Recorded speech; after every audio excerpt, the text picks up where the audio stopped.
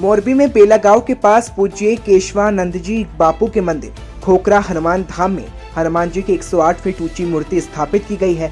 11 अप्रैल को मुख्यमंत्री भूपेश पटेल मंदिर समारोह में शामिल हुए थे। हनुमान जन्मोत्सव के मौके पर पीएम मोदी ने वीडियो कॉन्फ्रेंस के जरिए हनुमान जी की 108 फुट ऊंची प्रतिमा का अनावरण किया। इस मूर्ति को भगवान हनुमान से जुड़ी 4 धाम योजना के तहत देश भर में 4 दिशाओं में स्थापित होने की 4 मूर्तियों से दूसरी है। बता दें, पश्चिम मुखी इस मूर्ति को मोरबी में बापू केशवानंद के आश्रम में स्थापित किया गया है।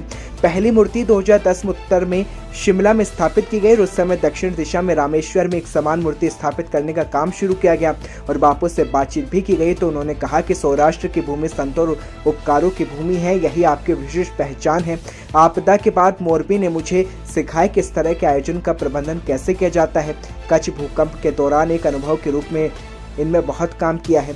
मोरबी में जिस तरह से बुनियादी ढांचे का विकास हुआ, उसने रोजगार के नए अवसर पैदा किए हैं और छोटे व्यवसाय को केंद्र बना दिया है। मोरबी ने दुनिया के कई देशों में अपना नाम बनाया और इसके पीछे संतों की तपस्या का परिणाम है। पीएम मोदी ने कहा कि गुजरात में दानदाताओं की कोई कमी नहीं। कठियावाड़ एक तरह से तीर्थ यात्रा का केंद्र बन गया है।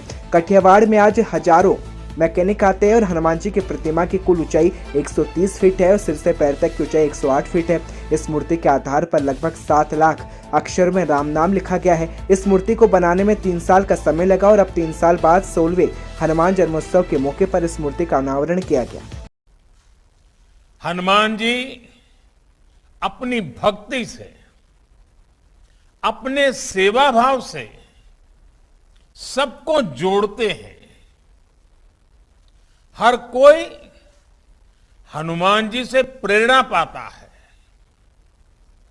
हनुमान वो शक्ति और संबल है जिन्होंने समस्त वनवासी प्रजातियों और वन बंधुओं को मान और सम्मान का अधिकार दिलाया। इसलिए एक भारत श्रेष्ठ भारत के भी हनुमान जी एक अहम सूत्र है। भाइयों और बहनों, इसी प्रकार राम कथा का आयोजन भी देश के अलग अलग हिस्सों में लगातार होता रहता है।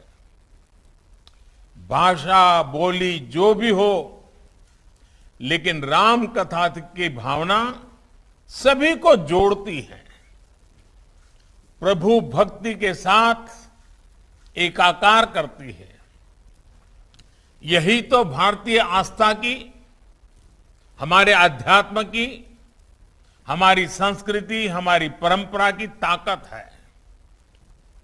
इसने गुलामी के मुश्किल कालखंड में भी अलग अलग हिस्सों को, अलग अलग वर्गों को जोड़ा।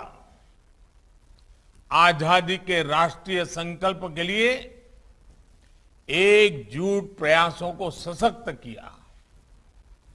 हजारों वर्षों से बदलती स्थितियों के बावजूद भारत के अड़िग अटल रहने में हमारी सभ्यता, हमारी संस्कृति की बड़ी भूमिका रही है।